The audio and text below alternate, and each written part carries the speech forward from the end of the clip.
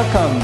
In this Oracle Mobile Cloud Service episode, you are going to learn how to use the MCS Storage API in your Xamarin applications through the magic of ice-hockey. Thanks for joining me. I'm Frédéric Desbiens from the Oracle Mobile Platform team and a proud Canadian. In previous episodes, you learned about the MCS Storage Platform API, including how to create collections and interact with them through REST web service calls. In this episode, you will discover how productive you can be when you use the MCS Client SDK to interact with the Storage API. The storage features of the SDK are fully platform independent, and the code you will write will be the same for all the supported mobile operating systems. To support my explanations, I will build a small app for the fan club of the Montreal Stanley Cups, a fictional ice hockey team.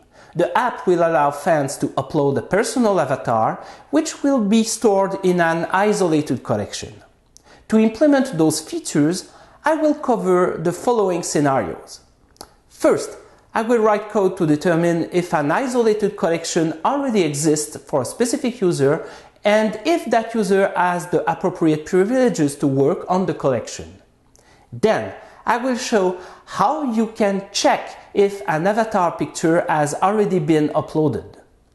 Finally, assuming an avatar already exists, I will demonstrate how to delete it and upload another one. To demonstrate how to implement the scenarios in C#, I created a very basic application. I already configured it to use the MCS SDK and built a page with a single button. My code will execute when the button is clicked. Of course, a real app wouldn't do this, but this is a short video and it will suit for demonstration purposes. Before I call the Storage API, it is necessary to authenticate the user against the MCS backend. This has been explained in detail in previous episodes, but the basic code is as follows. First, I must add the required using clauses. Then, I had the call to authenticate async.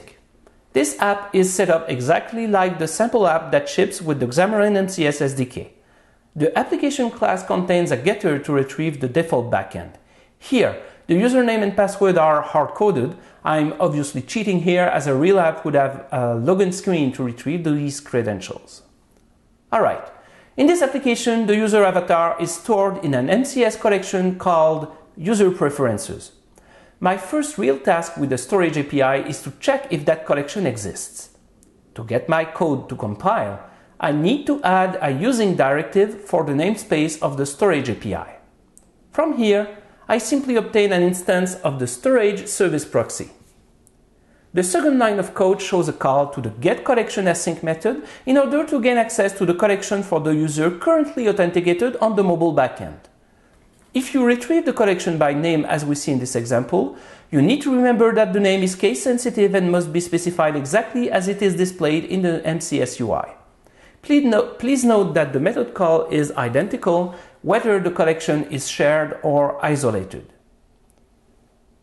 Alternatively, it is also possible to retrieve an isolated collection for another user by adding the relevant user ID as a second parameter to getCollectionAsync. This call will work only if the current user has the read-all or read-write-all privileges on the collection.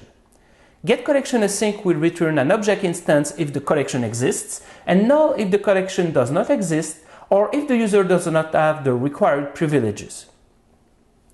For demo purposes, I'll return to the original getCollection call for retrieving the collection for the current user. At this point, my application can confirm the collection exists. The next step is to check if the user had already uploaded an avatar to the User Preferences collection. This is achieved by calling the ContainsAsync method of the Storage Collection class as shown here. If contains returns true, we know that an object called avatar.png exists in the collection for that user. For here, I simply need to write code in order to fetch that object from the server. This is a two-step process. First, I must call get on the collection to obtain a pointer to the specific object I want to retrieve. This is what the getObjectAsync method does. Second, I download the actual file from the server.